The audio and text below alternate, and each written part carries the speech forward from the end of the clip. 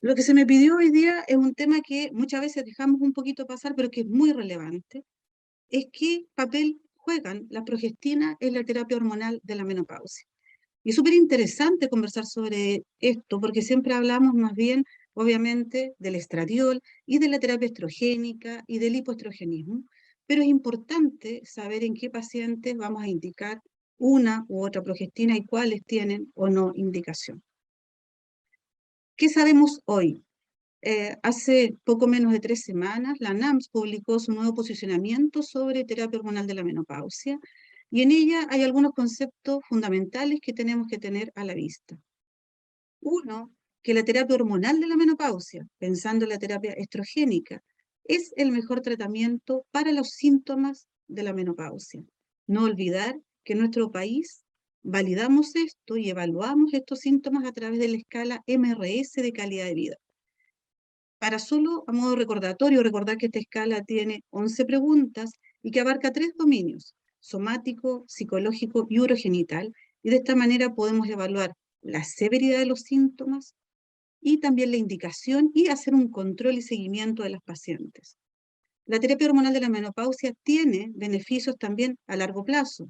Esto es no solamente la sintomatología aguda, que es la que habitualmente obliga a consultar a las pacientes, sino que a largo plazo, si la damos en los tiempos que corresponden, esto es no más allá de 10 años de iniciada la menopausia y con no más de 60 años de edad en el inicio, vamos a tener protección a largo plazo cardiovascular, urogenital y también en hueso.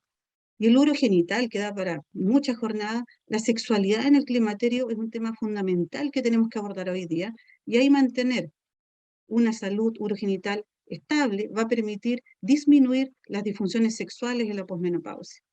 La terapia hormonal es segura. Claramente los estudios han ido mostrando y demitificando a través de los años temas que se dijeron allá por el año 2002 que todos conocemos y cómo los nuevos estudios han hablado de la seguridad de la terapia hormonal. Ahora, sus efectos van a depender de el momento de inicio de la terapia, esto que conversábamos recién, ventana oportunidad, el tipo de hormona que estemos administrando, la dosis, los esquemas de administración que decidamos en cada paciente, la vía de administración, la duración, y esto es importante mencionar, todos estos beneficios a largo plazo de la terapia hormonal, del punto de vista cardiovascular, de evitar exceso de muertes por no uso de terapia hormonal, tienen que ver con usarlo al menos por más de 5, ojalá por más de 10 años, siempre en las pacientes que tienen indicación. Tiene que ver también, y esto es fundamental, y es una de las cosas que vamos a abordar ahora, con la paciente en particular. La terapia siempre debe ser individualizada y tomando en consideración todos los aspectos que tiene la paciente desde el punto de vista de comorbilidades, del punto de vista de su preferencia, del punto de vista de su calidad de vida. Hoy vamos a hablar del tipo de hormona y vamos a hablar de algunas condiciones específicas de la paciente, que es lo que se me pidió. Importante recordar que cuando nosotros hablamos de un progestágeno o una progestina en terapia hormonal, claramente estamos pensando en la prevención de la hiperplasia endometrial. Ese es el objetivo fundamental de agregar una progestina a la terapia hormonal estrogénica clásica. Pero además han surgido otras indicaciones en la terapia hormonal que es importante tener en mente. Síntomas vasomotores que no ceden con estrogenoterapia pura, temas que tienen que ver con sistema nervioso central, principalmente cognición y alteraciones como el insomnio, y pacientes que tienen antecedentes de endometriosis y que han sido sometidas a histerectomía total y salpingoferectomía bilateral, dado este diagnóstico. Esto es en la línea de tiempo. Nosotros sabemos que la terapia hormonal surge allá por el año 1940, que se consideró la hormona de la juventud, por lo tanto, tuvo una alta indicación en el momento que surge, pero parte solamente como terapia estrogénica pura en pacientes con útero y parte con estrógenos conjugados de quino. ¿Qué pasó al correr de los años? Como esta terapia era solo estrogénica en pacientes con útero, empieza a aparecer la hiperplasia endometrial y el cáncer de endometrio. Eso hace que disminuya la indicación de la terapia, pero ahí aparecen las progestinas. Aparecen las progestinas para contrarrestar, obviamente, el riesgo de tener cáncer de endometrio y vuelve a aumentar la indicación y a verse los beneficios de la terapia hormonal. Y esto es en Estados Unidos, pero más o menos al año, más de 90 millones de prescripciones de terapia hormonal es lo que se recetaba allá por el año 1990. El año 2002, como todos sabemos, aparece este estudio WHI, en que hay una serie de cuestionamientos sobre los efectos adversos de la terapia hormonal que condicionan una disminución en la prescripción, pero uno de los hechos gravitantes en ese momento tuvo que ver con la progestina que se usaba en ese momento, que no es la que usamos hoy en terapia hormonal, que era la medroxiprogesterona acetato, y en ese tiempo se usaban dosis de 5 miligramos, y si recuerdan, ahí teníamos dos tipos de pacientes. Pacientes histerectomizadas, en que solo se usaba estrogenoterapia, estrógenos con jugo de quino, y pacientes que tenían útero y usábamos los estrógenos con jugo de quino y medroxiprogesterona acetato. Estas dos ramas del estudio siguieron caminos muy distintos. La de estrógenos continuó por más tiempo y la que usaba medroxiprogesterona fue detenida por el potencial aumento del riesgo de cáncer de mama y de enfermedad tromboembólica. Por lo tanto, de ahí nace la pregunta, ¿serán todas las progestinas iguales? ¿Estaremos hablando de la misma progestina que se usaba inicialmente en la terapia hormonal? Y la verdad que la respuesta es no. No todas las progestinas son iguales y han ido apareciendo en el tiempo nuevas progestinas que son las que nosotros tenemos la posibilidad de utilizar hoy en día. ¿Y por qué es importante decir que no todas son iguales? Porque no tienen efecto de clase. Esto quiere decir que tienen estructuras químicas distintas, dosis distintas, rutas y vías de administración distintos, aunque dicho sea de paso, en nuestro país solamente tenemos la vía oral y el diumedicado con levonorgestrel, que tiene una vía de administración distinta. Tienen afinidad por receptores distintas y la biodisponibilidad también es distinta. Entonces, las progestinas no son todas iguales. Y ahí hay que hacer la primera definición importante operativa.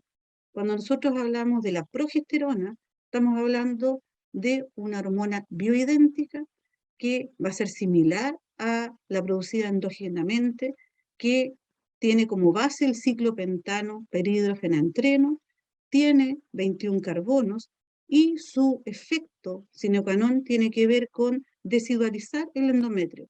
Esto es, que esta actividad proliferativa de la primera fase se pase a una actividad secretora y atrofiemos endometrio. Y la progesterona lo que se hizo para poder absorberse vía oral fue micronizarla, ¿ya? Por lo tanto, la progesterona es una hormona bioidéntica micronizada. ¿Qué son los progestágenos? Comparten algunas funciones básicas de la progesterona y la que comparten esencialmente tiene que ver con esto de atrofiar el endometrio, pero tienen estructuras químicas distintas de la progesterona natural. Están relacionadas con la progesterona o con la testosterona, pero tienen potencia y farmacocinética diferentes y sus efectos van a depender del tipo de receptor porque tienen afinidad por distintos receptores. Y esta es una clasificación clásica de las progestinas, y aquí lo importante recordar es que tenemos las progestinas naturales y las sintéticas, y dentro de las sintéticas aparece la derivada de la espironolactona, que es la drosperinona. Dentro de los 19 norpregnanos, los que aparecen acá, aparecen los pregnanos, derivados de testosterona, los estranos y los gonanos, y la diprogesterona o dihidrogesterona pasa a ser una retroprogesterona porque tiene algunas particularidades distintas, y el dienogés aparece más bien como híbrida. Y aquí es importante mencionar que la tibolona, si bien químicamente deriva de un estrano, esto es de una progestina sintética, se comporta como un ester. Esto significa que es capaz de producir una regulación selectiva de la actividad tisular estrogénica. Por lo tanto, la tibolona, a diferencia de las otras progestinas, no es capaz de atrofiar endometrio, ¿ya? No lo desidualiza igual que las otras y la clasificamos, ustedes lo saben, de una manera distinta porque es capaz de transformarse en 3 isómeros distintos y potenciar receptores tanto androgénicos, estrogénicos y progestativos dependiendo el tejido diana en que nos encontremos. ¿Cómo actúan las progestinas? La verdad que tienen mecanismos genómicos y no genómicos de acción y van a ser capaces de estimular receptores progestativos, mineralocorticoides, glucocorticoides, androgénicos y estrogénicos, dependiendo del tipo de progestina. Finalmente, en la parte de la acción genómica, van a ser capaces de producir proteínas que van a tener distintas funciones de proliferación, de apoptosis y de diferenciación celular. Y eso es lo que da las distintas acciones que van a tener las distintas progestinas. Esto que parece estos cuadros que uno no quiere mirar. Lo importante aquí es mencionarte de que de lo que usamos en terapia hormonal tenemos la progesterona, la P4 que vimos recién, que va a estimular principalmente receptores progestativos, tiene actividad antigonadotrofa, tiene acción antiestrogénica y tiene acción débil antiandrogénica y débil antimineralocorticoide. La diprogesterona estimula prácticamente los mismos receptores que la progesterona, pero no tiene acción antigonadotrofa, y eso hace que no se utilice en anticoncepción. Cuando nosotros miramos los 19 norpregnanos, tenemos el acetato-nomegestrol, que es una molécula muy interesante, estimula los mismos receptores que la progesterona natural, sin el efecto antimineralocorticoide de la progesterona. Es estable, estabiliza muy bien endometrio, por lo tanto es una progestina segura. La trimegestona, que también la utilizamos en terapia hormonal, como es un 19-norpregnano, comparte los mismos receptores que el acetato-nomegestrol. La drosperinona tiene una acción diferente a las anteriores porque tiene una actividad antimineralocorticoide potente, y eso hace que tenga una indicación más especial en algunas pacientes, como vamos a ver. La noritestosterona, como su nombre lo dice, esta tiene una acción particular en que estimula receptores androgénicos. Lo veíamos más hace unos años atrás, que indicábamos terapia hormonal con noritestosterona, que se han ido más bien retirando del mercado, pero todavía es parte del bagaje. Y el Dionogés, que también lo podemos utilizar en terapia hormonal y que tiene la particularidad de una actividad antiandrogénica más importante que las anteriores. Por lo tanto, con progesterona, diprogesterona, acetato-nomegestrol, trimegestona, drosperinona, noritestosterona y Dionogés son los que nos tenemos que más o menos manejar cuando revisamos progestina en la terapia hormonal. Voy a revisar este tema pensando en comparar la progesterona natural, que sería como comillas la ideal, versus la progestina sintética, en su efecto en mama, cardiovascular y metabólico, cerebro y sistema nervioso central, y hueso, que son los temas que más a nosotros nos interesan para ver el tipo de paciente a cuál vamos a indicar una o a cuál vamos a indicar otra. Y finalmente terminaremos con algunas recomendaciones. ¿Qué pasa en mama? En mama hay hartos estudios que comparan estradiol vía oral o transdérmico con distintas progestinas. Hay un estudio francés grande, un estudio de corte de más de 80.000 pacientes con un seguimiento a más de 8 años. Y en ellos se vio que tenía menos riesgo en mama la progesterona natural y también la diprogesterona. Hay otro estudio que es de caso y controle, que tiene menos pacientes, pero trató de evaluar de nuevo distintas progestinas en distintos esquemas, tanto continuo como secuencial, y vio que la progesterona natural era la que menos se asociaba a riesgo en mama. Y hay un último estudio que es importante mencionar, que es un estudio finlandés de más de 220.000 pacientes, que trató de comparar pacientes que utilizaban régimen de estradiol secuencial y continuo con distintas progestinas. ¿Qué encontraron acá?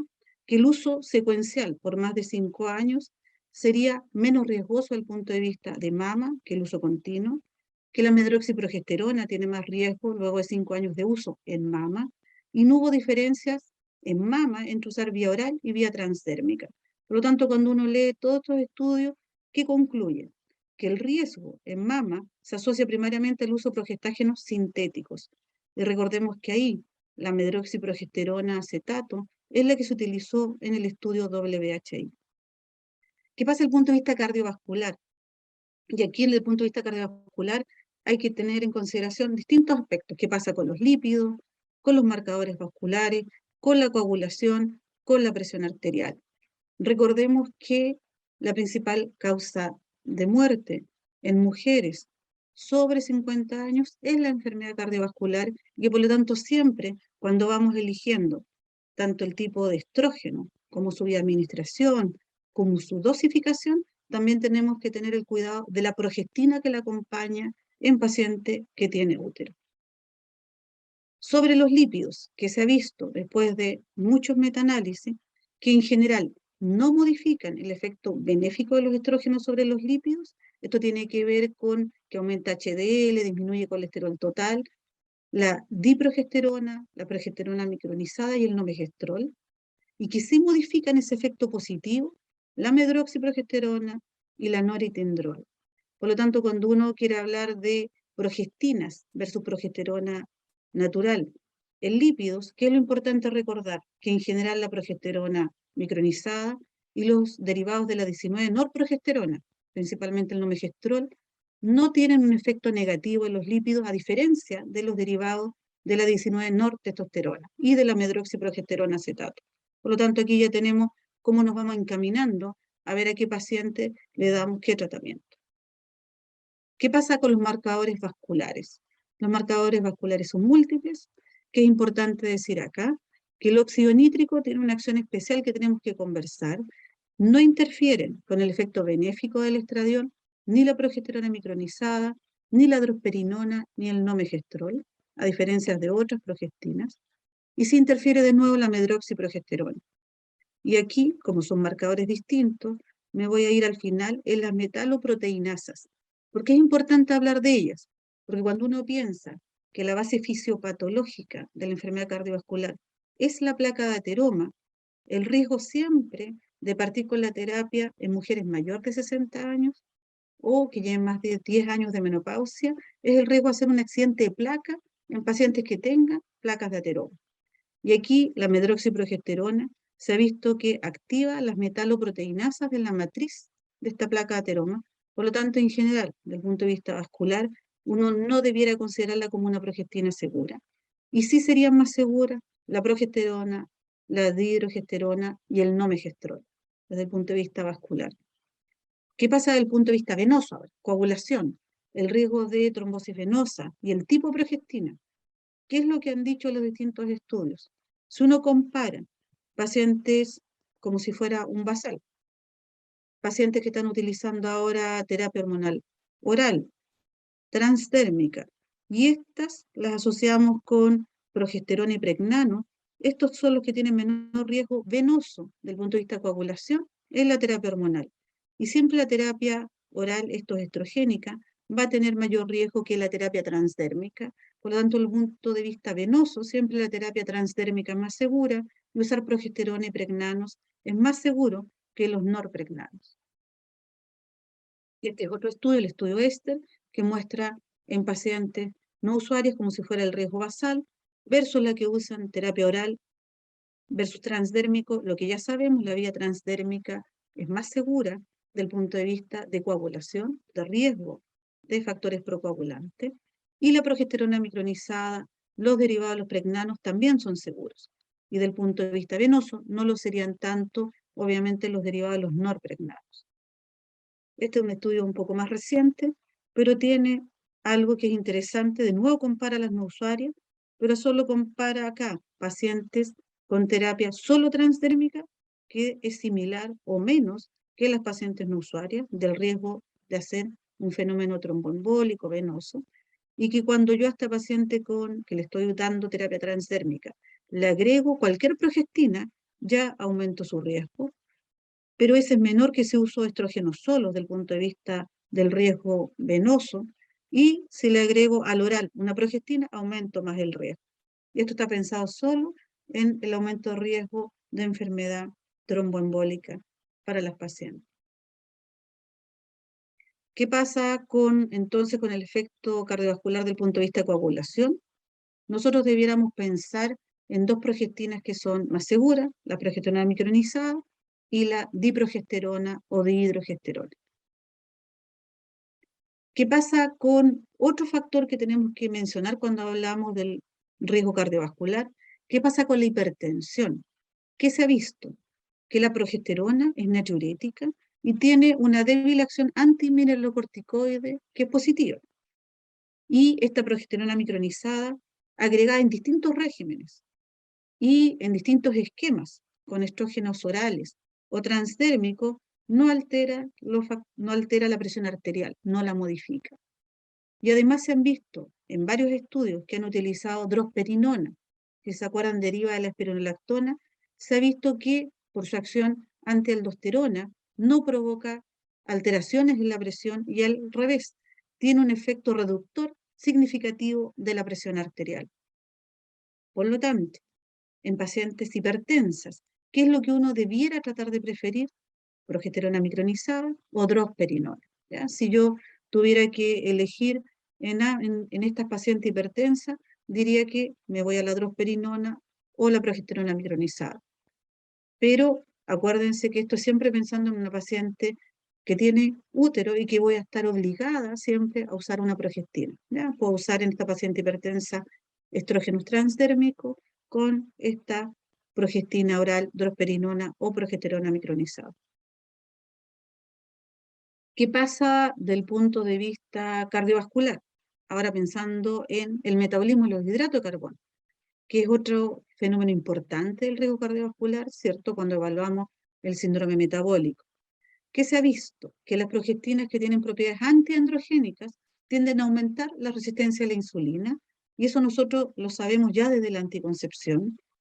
La medroxiprogesterona tiene un leve aumento en la glucosa y la insulina, y eso aparentemente se debe a una interferencia con la señalización del receptor de glucocorticoides, y que cuando uno ve estudios realizados en mujeres con diabetes o síndrome metabólico, muestran que bajas dosis de estradiol por vía transdérmica asociada a progesterona o a una progestina no androgénica no alterarían los parámetros clínicos del punto de vista de los hidratos de carbono. Por lo tanto, si yo tuviera que decir en pacientes que son insulino resistentes, cuáles serían los que tienen un perfil metabólico más seguro, sería la progesterona micronizada, la diprogesterona o la drosperinol. Serían las que tienen un factor metabólico desde el punto de vista de la insulino resistencia y del riesgo metabólico más favorable. ¿Qué pasa en el sistema nervioso central y cerebro con las progestinas? Y probablemente acá es donde la investigación ha aumentado más en los últimos años y ha aumentado más no solo con la terapia con estrogénica clásica, sino también con la progestina asociada. Y cuando uno se pone a leer, hay mucha literatura y empiezan a sumarse estudios que van hablando ahora de las progestinas a nivel central y en el cerebro. ¿Qué sabemos? Sabemos que a nivel central la progesterona y sus metabolitos actúan también por mecanismos genómicos y no genómicos. Y aquí uno de los metabolitos principales es la alopregnenolona de la progesterona, que actúa por receptores GABA, pero también actúan sobre receptores de serotonina, catecol-metiltransferasa, y por acciones no genómicas se ha visto que tiene impacto en la mielinización del sistema nervioso central y periférico también. Y la drosperinona también se ha visto que modifica las endorfinas a nivel central y periférico. Por lo tanto, si uno suma los metabolitos de la progesterona a nivel central, se ha visto que modulan el humor y la cognición. Y esta restauración, principalmente de beta-endorfina, a nivel de la hipófisis, mejora el estado de ánimo. Por lo tanto, a nivel central, las progestinas están asociadas a la cognición y también al estado de ánimo. Y que han mostrado los estudios, así como concepto general, que cuando uno quiere hablar de temas de insomnio, de alteraciones del sueño, andaría mejor la progesterona micronizada. Ahora está claro que yo no voy a dar una progestina asociada solo porque una persona tenga insomnio, sino que si tengo que elegir en pacientes sin otros factores de riesgo y además tiene alteración importante en el sueño, me voy a ir por la progesterona micronizada. Si esa paciente tiene estados de ansiedad muy importantes que no tienen otra explicación, me iré por la dihidroprogesterona. Y si tiene alteraciones de ánimo importantes, trataré de usar más bien drosperinona. Por lo tanto, aquí también hay ciertos indicadores de qué progestina podría yo utilizar. Y esto lo quiero dejar así como lanzado porque es lo que se viene en el análisis de las progestinas que tiene que ver con neuroprotección. Cuando uno habla de la terapia hormonal y neurotransmisores, tanto estrógeno como progestina, lo que se ha visto en general que es que la progesterona tiene efectos neuroprotectores y neurotróficos, tanto en células del hipocampo como de la corteza cerebral, y que lo que se está estudiando principalmente es su relación con, de alguna manera, desacelerar el avance de la enfermedad de Alzheimer y desacelerar un poco el que las pacientes que van a tener demencia la puedan sufrir antes. Además, se ha visto que la progesterona aumenta la expresión de proteínas antiapoptóticas, como la BCL2. Y otra cosa importante es que reduce la inflamación por inhibición de la actividad de las células de la microglia e inhibe la formación de citoquinas proinflamatorias. Por lo tanto, tendría este efecto que tiene que ver con mielinización, con disminuir los procesos inflamatorios. Y además aumenta la expresión de neurotrofinas. Dentro de las neurotrofinas está este factor neurotrófico derivado del cerebro, que es lo último que se está estudiando, tanto como promotor de neuroprotección con estrógenos como con progestina a nivel cerebral. Y esto induciría mielinización y remielinización luego de una lesión. Por lo tanto, la línea de interés que va en los últimos estudios tiene que ver con cómo las progestinas, también a nivel central, son neuroprotectores. ¿Qué pasa con hueso? Y acá la verdad que sabemos bastante. Sabemos que obviamente hay receptores de progesterona a nivel óseo que aumentan la proliferación de osteoblastos y la formación ósea. Por lo tanto, lo que nosotros queremos es no pasar de un hueso normal, ¿cierto?, a un osteoporótico, pasando por la osteopenia. Por lo tanto, aquí la progesterona tiene mucho que decir. Y acá, la medroxiprogesterona asociada con estrógenos, que no es la misma medroxiprogesterona de depósito que se utiliza en anticoncepción, ¿cierto? Ni en las mismas dosis, ni en la misma vía. Aquí está asociada con un estrógeno en terapia hormonal, sería más potente desde el punto de vista de la protección ósea que estrógenos solos. Y que bajas dosis de estrógenos conjugados de quino, que era en los estudios iniciales. Y los suplementos clásicos que nosotros tenemos que dar, ¿cierto?, de calcio, vitamina D recomendados para prevención de osteoporosis, independiente de la progestina que estemos utilizando, van a proporcionar una protección eficaz contra el recambio óseo y la osteopenia, principalmente de fémur. Recordar que lo que hace la terapia hormonal y que es fundamental en los primeros años postmenopausia es disminuir este recambio óseo acelerado, que es lo que lleva a la osteopenia y a la osteoporosis. Y aquí hay un estudio importante que deriva del WHI en sus dos ramas, de estrógenos conjugados de quino y medroxiprogesterona en pacientes con útero, y en la rama de solo estrógeno en pacientes sin útero a 18 años de seguimiento. Y se vio que ambos esquemas en hueso disminuían el riesgo de cualquier fractura y principalmente de fracturas de cadera. Cuando uno evalúa a largo plazo qué es lo que es más invalidante, que tiene más riesgo de mortalidad y de alteración del entorno y de los sistemas de salud, son las fracturas de cadera, que son fracturas mayores, que invalidan a la persona y tienen mucho riesgo de una segunda fractura mayor. Por lo tanto, en este caso, en hueso, se ha visto que la terapia hormonal disminuye el riesgo de fracturas vertebrales y no vertebrales, y principalmente de cadera. ¿Qué pasa con la endometriosis? Y en realidad aquí hay posiciones un poco antagónicas entre la NAMS y lo que dice la IMS o EMAS, esto es la Unión Europea versus la norteamericana. En Europa hay una tendencia cada vez mayor en pacientes que han sido histerectomizadas por endometriosis a usar, a pesar de no tener útero, un estrógeno más una progestina para disminuir el riesgo de enfermedad residual, ¿ya? Y esta potencial malignización que pudieran tener estos focos de endometriosis. Más bien, la tendencia norteamericana es tratar de no asociar el progestágeno en estas pacientes a la terapia con estrógeno por los potenciales riesgos de las progestinas. Pero obviamente eso es lo que hemos ido conversando. Vamos a ir utilizando determinadas progestinas para determinadas pacientes. Por lo tanto, vamos individualizando la terapia. La tendencia mayor en el mundo es en pacientes histerectomizadas por endometriosis, es a usar un estrógeno más una progestina. Y no olvidarse tampoco, si bien la tibolona se clasifica como un ester, que siempre es una muy buena alternativa en pacientes que tuvieron endometriosis. Por lo tanto, si uno revisa lo que hemos analizado, ¿cuáles serían las recomendaciones? ¿Qué mensajes en el fondo para cuando estamos frente a la paciente nosotros tenemos que discriminar en qué pacientes damos qué progestina? En general, los pacientes que tienen un riesgo mamario aumentado, ya sea porque la mamografía tiene más densa, porque tiene una historia familiar que no contraindica esta terapia hormonal más bien lejana, pacientes obesas, que si recordamos es probablemente uno de los principales factores de riesgo de hacer cáncer de mama, debiéramos tratar de utilizar progesterona micronizada o dihidroprogesterona. ¿Qué pasa en pacientes que tienen alguna alteración del sistema nervioso central del tipo cognitivo o del ánimo o el insomnio? Debiéramos tratar de preferir progesterona micronizada, dihidroprogesterona o drosperinona, que están en la línea de la neuroprotección. ¿Qué pasa en los pacientes que tienen un incremento en el riesgo cardiometabólico? Estos pacientes con riesgo cardiovascular alto. Y si usamos ATP3, sabemos cuáles son los parámetros que nosotros tenemos que evaluar cuando hacemos la primera visita de esta paciente y la examinamos, por supuesto, pedimos todos sus exámenes. Sabemos que las pacientes con IMC alto, paciente hipertensa, paciente con síndrome metabólico establecido o insulino resistente, tiene más riesgo cardiometabólico.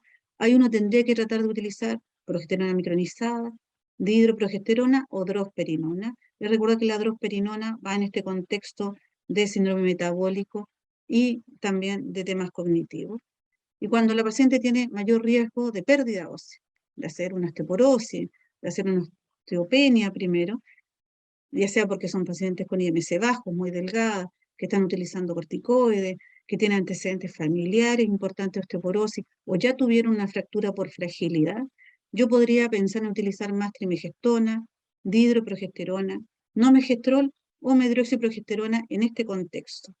Ahora, como concepto general, la medroxiprogesterona acetato no la utilizamos hoy en día como terapia hormonal en las distintas combinaciones que pudiéramos utilizar por estos otros riesgos que tiene en otros parámetros que analizamos.